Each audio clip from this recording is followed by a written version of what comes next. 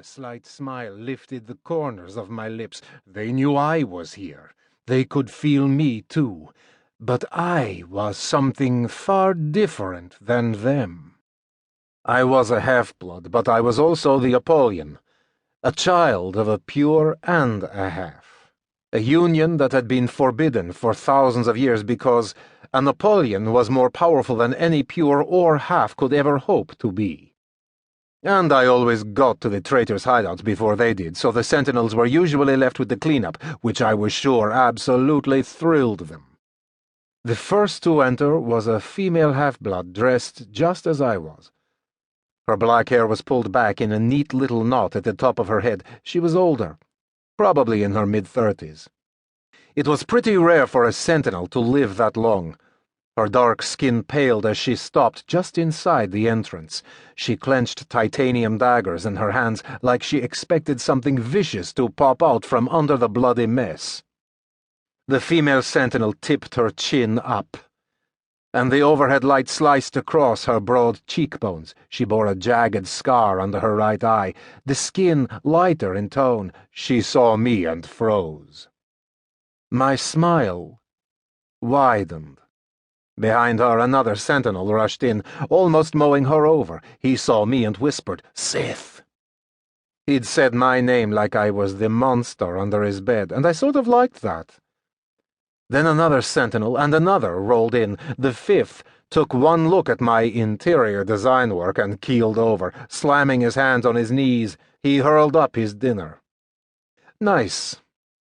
Our society existed completely unknown to the average mortal and had operated under what was known as the breed order for thousands of years.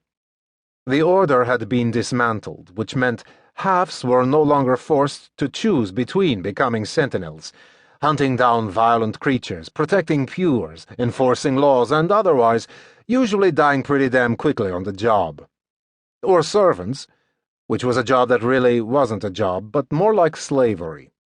Since then, many pampered pures had signed on to be sentinels, making up for the loss of the halves who'd pretty much said, "Screw this shit, I'm out." This wasn't necessarily a good thing. For example, the dumbass puking all over my blood-covered floor was a pure. When he straightened, his face a greenish hue, he backed away, shaking his head. "I can't," he gasped out. "I can't do this." Then he turned and hauled ass out the doors. I sighed. This was why we couldn't have nice things.